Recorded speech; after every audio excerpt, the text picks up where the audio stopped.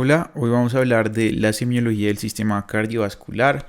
Posiblemente este es uno de los sistemas que más contenido semiológico tiene, por lo tanto hay que estar muy pendiente de toda la clínica que los pacientes con patologías cardiovasculares tienen. Entonces, pues primero vamos a hablar un poquito de cómo se construye la historia clínica. Ustedes pues ya conocen este orden y saben que pueden cambiar. Entonces, también recuerdan que la anamnesis es la parte más importante de nuestro diagnóstico acompañada del examen físico y todo lo que sigue después es simplemente confirmación de todo lo anterior. Entonces, entre los datos del paciente, pues vamos a primero ver la edad de nuestro paciente. Hay patologías que son más prevalentes en ciertas edades, por ejemplo las cardiopatías congénitas mucho más frecuentes en los niños y patologías como el infarto, la falla cardíaca u otras que van aumentando con la edad. También muy importante es el género del paciente, ya que recuerden que los hombres tienen un riesgo cardiovascular más elevado, sin embargo que se equipara con el de las mujeres cuando éstas llegan al periodo de la menopausia. También muy importante reconocer la raza de nuestro paciente. Hay ciertas razas como es la raza negra o afrodescendiente que tienen más riesgo cardiovascular.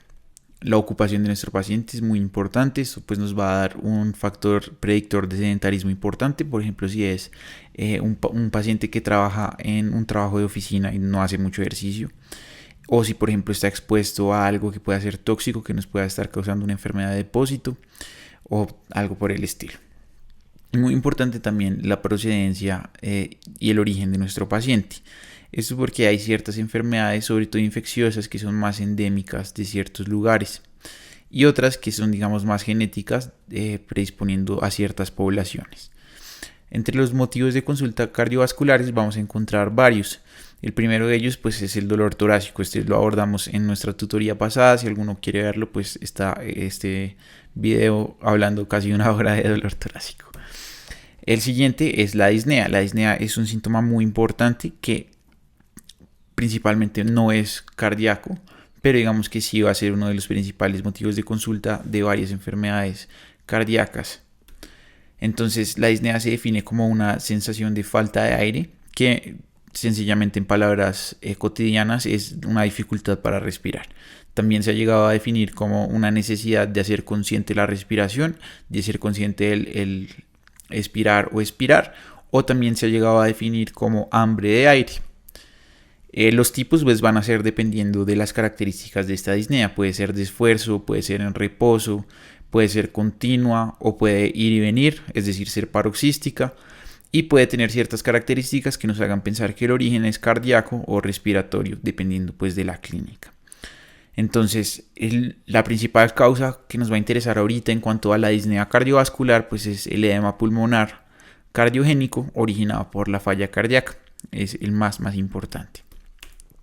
Entonces va a haber varios tipos de disnea que es muy importante distinguir. El primero es la ortopnea, que es la disnea que aparece cuando el paciente está en decúbito supino. Esto principalmente pues se debe a acumulación de líquido. Como en la posición del decúbito supino el líquido se distribuye uniformemente en el cuerpo, muchas veces se acumula en los pulmones causando pues dificultad para respirar. Por eso estos pacientes suelen tener una posición característica, sobre todo en las noches, que ya lo discutiremos más adelante. La platipnea o la disnea que aparece cuando uno está en bipedestación, y la vendopnea, que es la que aparece cuando uno se inclina hacia adelante. Entonces, estas usualmente, la platipnea y la vendopnea, están muy relacionadas con lo que es los shunts y con lo que son, digamos, los mixomas. Y la trepopnea es la disnea que aparece cuando el paciente se pone en decúbito lateral. Y este está relacionado principalmente con derrames pleurales, ya que al ponerse el paciente del lado contralateral al derrame, es decir, apoyar el lado contralateral, el derrame va a empujar todas las vísceras y todas las estructuras pulmonares por la gravedad y por lo tanto nos va a generar una disnea. Usualmente estas disneas mejoran mucho cuando uno pone al paciente del lado contrario. Entonces, para clasificar la disnea hay realmente muchas escalas, pero la que nosotros usamos para estimar la disnea de origen cardiogénico es esta de la NYHA, de la New York Heart Association. Entonces, esta estratifica la disnea en 4 clases dependiendo qué tanto esfuerzo tenga que hacer el paciente para tener los síntomas.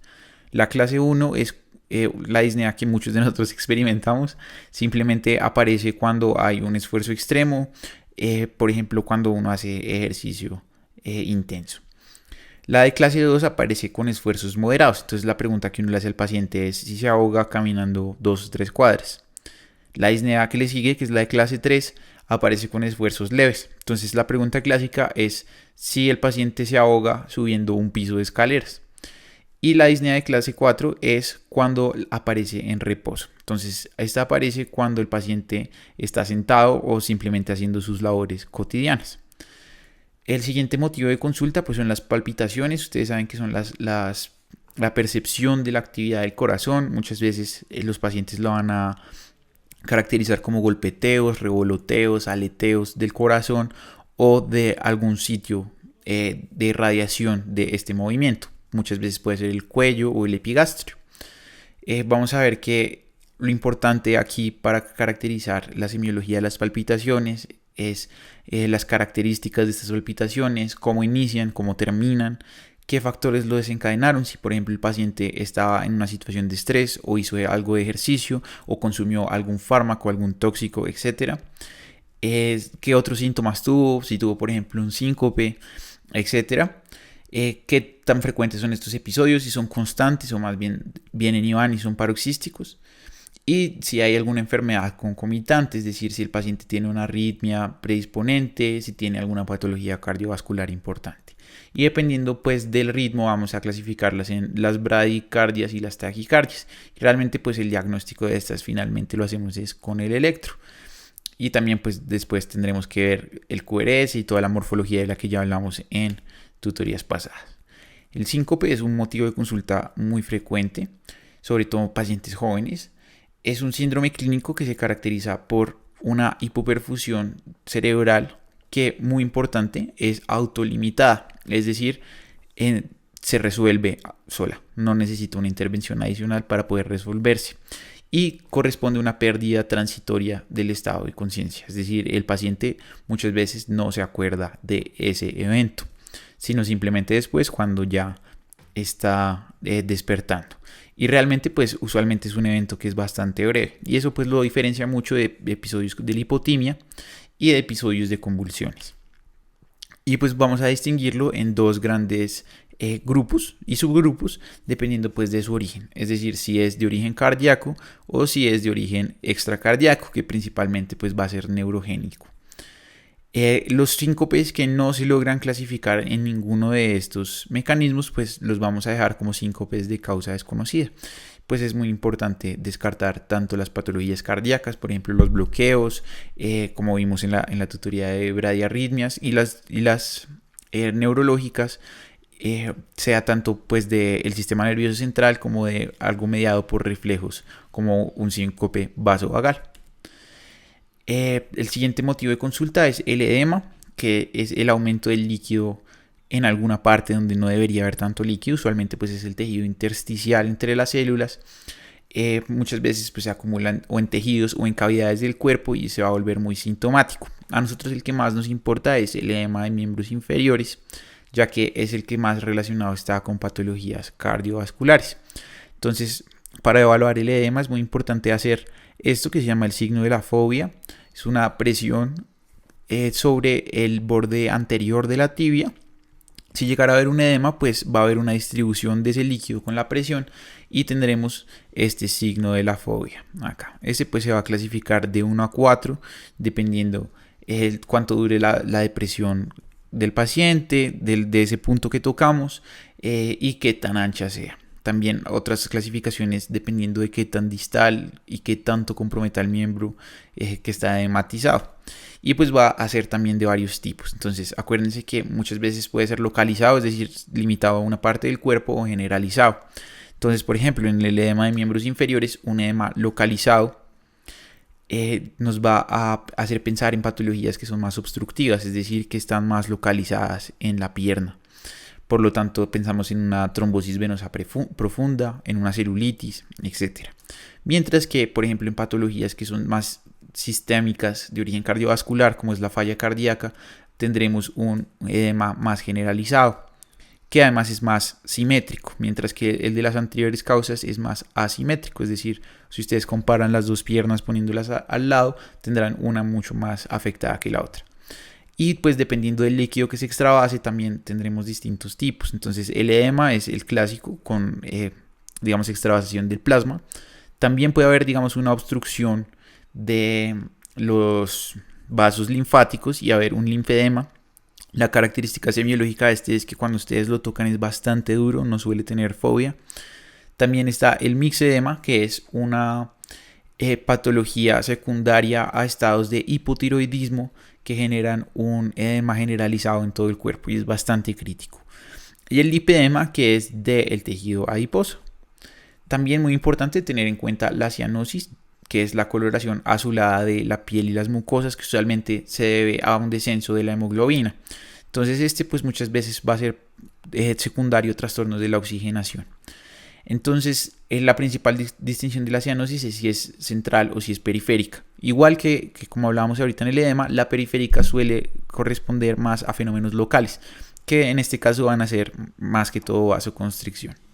Mientras que la central pues va a obedecer, digamos, a un estado de hipoxia de nuestro paciente. Es muy importante distinguirla sobre todo en los niños, ya que pues van a ser un indicio muy importante de ciertas cardiopatías congénitas, que son cianosantes, como lo explica su síntoma predominante.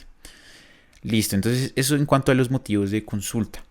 En cuanto a los antecedentes, es muy importante preguntar muchas cosas, ya que ya vimos que muchas patologías cardíacas tienen siempre, digamos, como un rastro.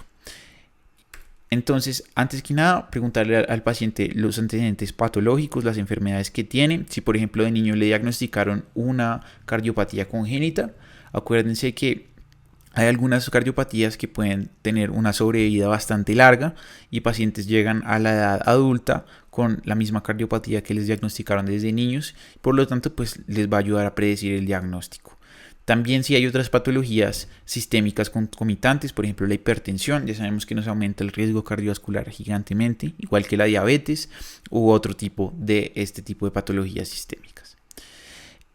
Por ejemplo, que es el fenómeno de Raynaud, está relacionado muchísimo con patologías autoinmunes. Recuerden que la artritis reumatoide, el lupus y otro tipo de enfermedades reumatológicas aumentan el riesgo cardiovascular por esos fenómenos inflamatorios constantes que tienen estos pacientes.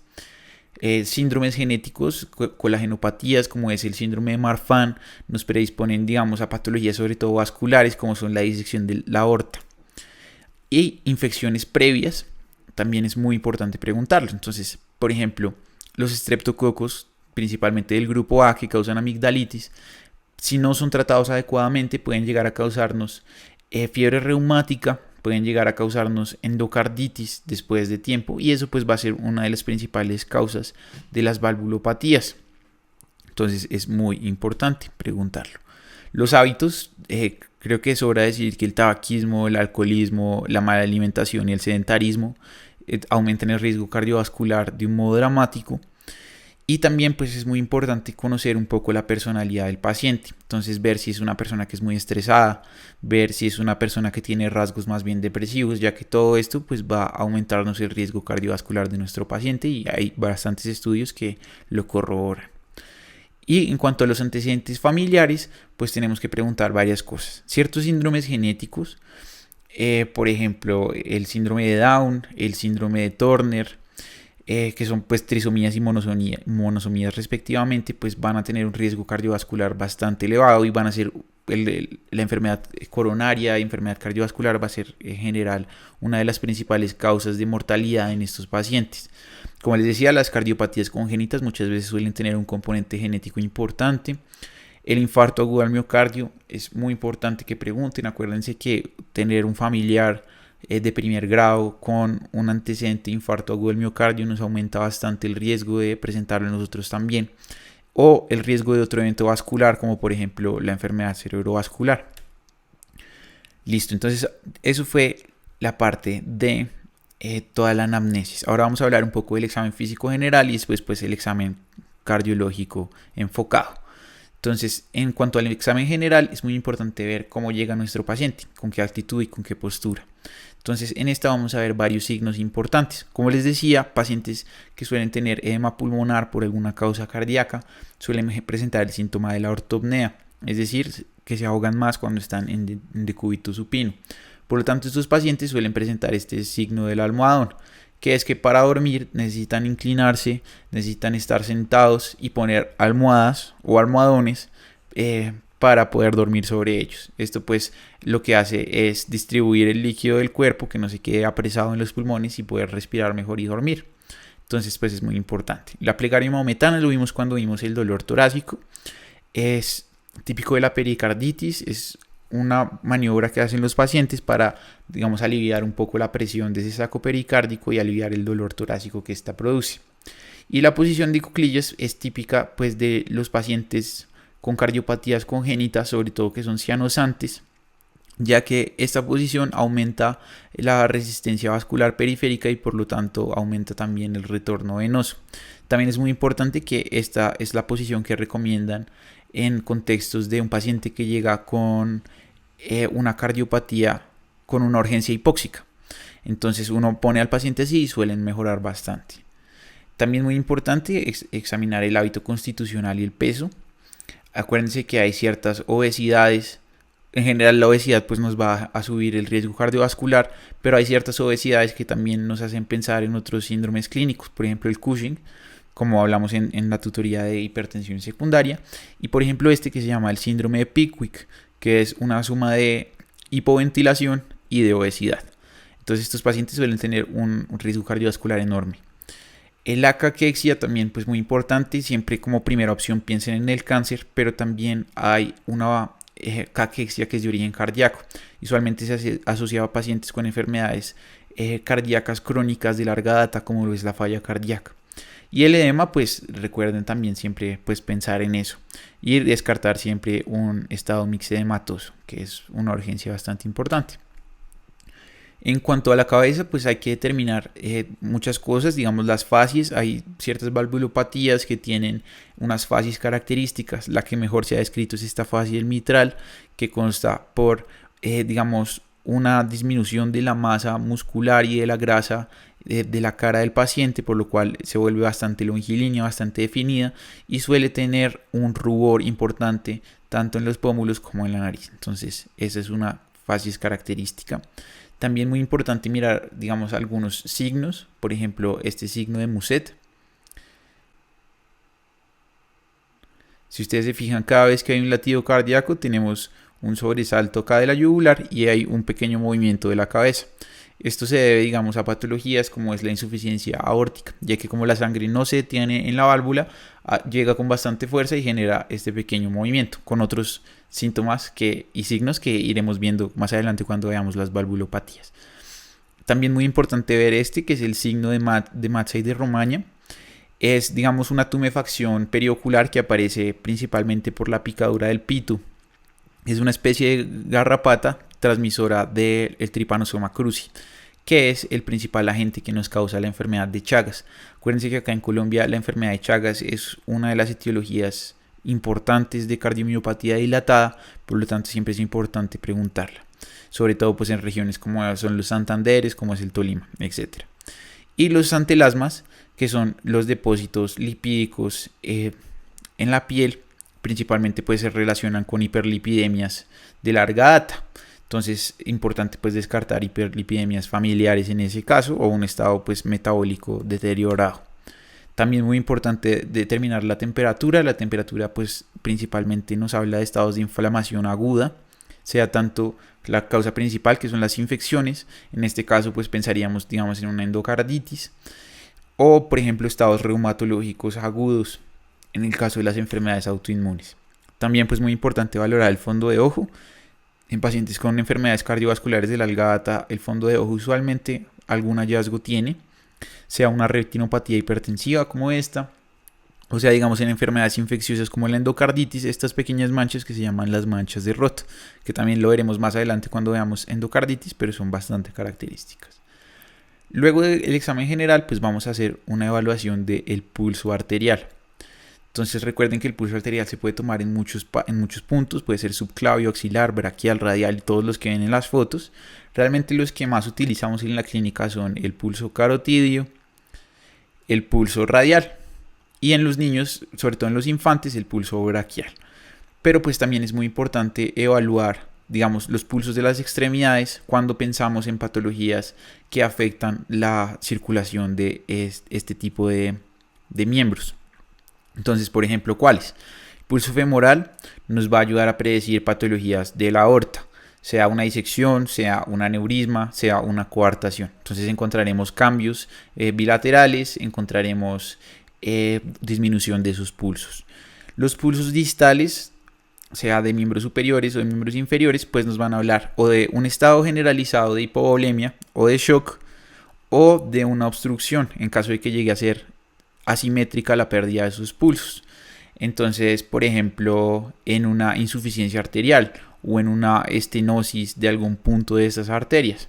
Entonces, en ese caso, pues pensaríamos en algo así. O, por ejemplo, que hubiera algo que lo obstruyera, por ejemplo, un tumor o algo por el estilo. En ese caso, pues también evaluamos la temperatura de los miembros distales y vemos la simetría entre ambos. Entonces, para evaluar el pulso es muy importante pues ver la anatomía de la arteria. Entonces fijarse que no haya cicatrices, fijarse que no haya deformidades, ya que pues estas se relacionan con cambios en la anatomía que nos van a falsear la toma del pulso. Después de eso pues evaluamos la frecuencia del pulso, que puede ser normal, igual que la frecuencia cardíaca. Más de 100 se denomina taquifigmia y menos de 60 se denomina bradifigmia. Y pues las causas van a ser principalmente las mismas que nos causan taquicardia y bradicardia.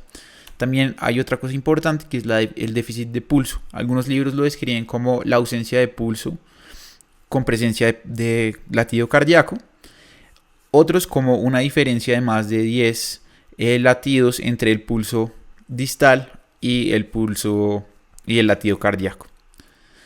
Después de eso miramos la regularidad del pulso. Entonces vemos si el pulso es más bien igual, la sensación táctil es siempre la misma, o si va cambiando con caja pulso, es decir, cambia en las cosas que ya veremos más adelante. Entonces, siguiendo ese orden de ideas, luego vamos a evaluar la amplitud del pulso. Entonces, lo que vamos a medir es primero qué tan duro sentimos ese pulso, es decir, qué tan amplio es esa onda y cuánto tiempo dura. Entonces, dependiendo pues de esa suma de eventos, pues vamos a poder clasificarlo en varias subcategorías. Entonces, si aumenta la magnitud del pulso, si aumenta la amplitud de ese pulso, lo sentimos bastante fuerte, lo denominaremos magnus. Magnus del griego grande, por lo tanto, así pueden recordarlo. Mientras que si disminuye, se denomina un pulso parvus, como párvulo pequeño. ¿Listo? Y dependiendo pues qué tan rápido suba y baje, lo denominaremos celer en caso de que sea una subida y una bajada rápida, o tardus en caso de que la subida y la bajada sean un poco más lentos. Entonces, precoz y tardío. Después de eso, evaluamos la tensión del pulso. Eso usualmente pues se relaciona con la sensación táctil que tenemos nosotros al comprimir la arteria. Vamos a ver si la arteria tiene un tono importante en estados, por ejemplo, hipertensivos, o si más bien tiene un tono disminuido en estados, por ejemplo, de shock.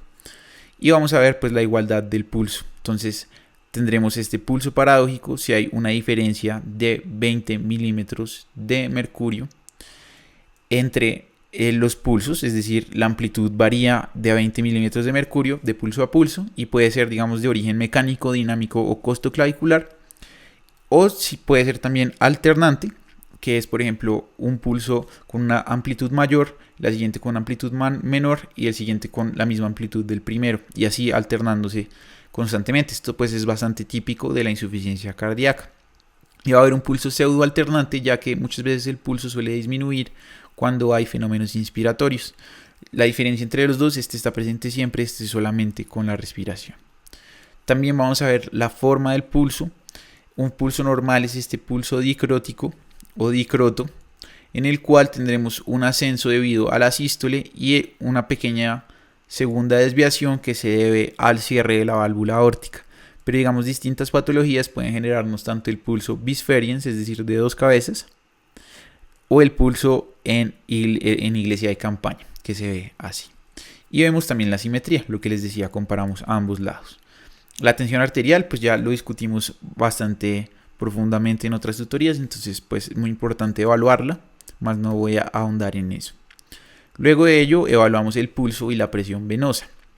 Entonces la presión venosa es muy importante para distinguir, por ejemplo, estados de shock. Entonces usualmente pues en estos pacientes, cuando el paciente está choqueado, por ejemplo en un shock séptico, muchas veces se le implanta un catéter venoso central y este nos va a ayudar a ver digamos estos estados de shock. Y aumentos de la presión venosa los veremos, por ejemplo, en estados hiperdinámicos, en pacientes que hayan hecho ejercicio o estén agitados, o en aumentos del retorno venoso. Entonces, para medir esta presión venosa, lo más importante que tienen que recordar es poner al paciente en 30 grados, ya que es el mejor plano que tenemos para ver nosotros las presiones venosas, sobre todo de las yugulares. Y en eso, pues, vamos a evaluar dos puntos muy importantes. El eje fleostático es, digamos, nuestra proyección de dónde estaría el punto más superior del atrio derecho, es decir, la entrada de la vena cava superior. Y hay otro plano de Lewis que usualmente pues lo evaluamos donde termina el borde de la clavícula, es decir, donde empezaría, digamos, esa vena yugular en la porción cervical, y evaluamos qué tanto sube la presión desde el plano de Lewis hasta nuestro borde mandibular. Entonces es el modo, digamos, de medir la presión. El modo más clínico y evidente de verlo es mediante la ingurgitación yugular. Entonces, si ustedes ven acá, vemos como hay una distensión marcada de la yugular, que es bastante importante. Para verlo, entonces lo que hacemos es poner a nuestro paciente a 30 grados y pedirle que mire el lado contralateral al nuestro. Y en ese caso, pues lo veremos en varios grados. Entonces, el primer grado no alcanza a llegar al esternocleido, por ahí podría estar llegando hasta acá. El grado 2 llega hasta el esternocleido y el grado 3 alcanza el borde mandibular. ¿Listo? Esto pues hay que distinguir si es simétrico o no simétrico, o es decir, bilateral o no bilateral. Si es bilateral, pensamos en patologías como la falla cardíaca, como el taponamiento cardíaco. Y si es más que todo unilateral, pues pensamos en algo más obstructivo, por ejemplo, algún tumor torácico que nos esté causando eso, o digamos el síndrome de vena cava superior. Entonces, como les decía, la presión venosa se va a medir de distintos modos. El más fácil de medirlo es mediante la inserción de un catéter venoso central, que era una de las cosas que siempre se utilizaba en el manejo de la sepsis antes. Ya, pues, digamos que no siempre, no es mandatorio, pero pues sí nos va a ayudar a estimar bastantes cosas. Y el pulso venoso, digamos que es bastante difícil de evaluar, ha perdido mucha utilidad clínica, pero suele tener esta forma por bastantes fenómenos hemodinámicos que tendremos. Entonces, si ustedes se fijan, el pulso venoso suele ser alternante con el pulso arterial. ¿Listo? Ya hablando de, digamos, el examen cardiovascular de todo el cuerpo, vamos a pasar a hablar de lo que más nos importa en este tema, que es el examen del tórax. Entonces, ustedes saben que lo primero siempre es la inspección. Entonces, en la inspección pues vamos a ver la forma del tórax, la simetría de la expansión del tórax y todo este tipo de cosas. Entonces encontraremos hallazgos como el pectum excavatum, en el cual hay un hundimiento del esternón, o del pectum carinatum, donde hay todo lo contrario. También es muy importante pues evaluar este hallazgo que se llama el tórax en tonel, ya que este nos va a hablar de patologías respiratorias como por ejemplo el EPOC, sobre todo pues en su subtipo enfisematoso. Es un aumento del diámetro anteroposterior del tórax. También pues muy importante ver cirugías, cicatrices previas. Esto pues se va a relacionar con muchas cosas. Acuérdense que siempre donde hay una cirugía después hay fibrosis, hay alteraciones anatómicas importantes que nos pueden causar síndromes clínicos especiales. O por ejemplo, si hubo un antecedente de cáncer, es posible que haya metástasis o que, digamos, esa sea una etiología a considerar. También deformidades espinales pueden ser responsables de nuestros cuadros clínicos, sobre todo si son muy severas, como una escoliosis o una cifosis bien marcada. Luego de la inspección pasamos a la palpación. Entonces, pues la palpación realmente tiene dos utilidades muy importantes. En cuanto a la parte cardiovascular, una es tratar de replicar el dolor torácico si el paciente acude por dolor torácico, ya que pues este va a ser uno de los indicadores con principal valor predictivo negativo de que no tenemos un origen cardíaco en nuestro infarto, lo cual tampoco lo descarta completamente. Recuerden siempre pecar por exceso y no por defecto. Y también pues determinar los latidos cardíacos. Entonces pues lo más importante que nos va a dar más datos semiológicos es determinar el choque apexiano, es decir, el punto en el que choca el punto de máximo impulso del corazón, es decir, el ápex del corazón. Entonces usualmente pues ese se localiza en la línea medio clavicular, más o menos entre el cuarto y quinto espacio intercostal. ¿Cómo lo vamos a sentir? Pues ya les voy a explicar la maniobra principal por la que se hace, pero pues digamos que con la palpación podemos llegar a sentirlo. Y pues va a haber, digamos, bastantes modificaciones de este choque. Si el choque aumenta en su intensidad, pensamos, por ejemplo, en estados hiperdinámicos, en que el paciente haya hecho ejercicio, por ejemplo, esté en un estado catecolaminérgico, importante. El aumento de la duración y el desplazamiento suelen hablar un poco de, por ejemplo, de hipertrofia de los ventrículos, sobre todo el desplazamiento. Si ustedes ven que el ápex está muy desviado hacia la derecha o hacia la izquierda, podemos pensar en hipertrofia de alguno de los dos ventrículos. Hay otros latidos en el tórax, como es el latido paraesternal izquierdo o los que encontraremos como diagonales y sagitales. Eso pues realmente se requiere una experiencia bastante detallada para poder identificarlos, pero básicamente todo eso se puede sentir con esta maniobra del talón de la mano de Dressler, que básicamente lo que hacemos es poner el talón de nuestra mano en el borde paraesternal y sentir si por ejemplo hay algún frémito o alguna vibración precordial. El frémito y la vibración precordiales digamos que van a ser correspondientes a fenómenos hemodinámicos como es por ejemplo algún soplo. Es digamos como el equivalente táctil del soplo auditivo. Y la percusión pues realmente no nos va a servir de mucho. Pues se sabe que el ápex digamos que tiene un punto un poquito más matide, tiene una matidez mayor, por lo cual pues tratamos de localizar el ápex en esta área. Si encontramos que el ápex está fuera de esa área, pues tenemos lo que se denomina el signo de Gendrin, que nos predice hemopericardio, un derrame pericárdico. Realmente pues la percusión no tiene muchísima utilidad en el examen físico cardiovascular, pero sí tiene bastante en el pulmonar. Entonces pues siempre importante hacerlo y evaluar esos dos de la mano.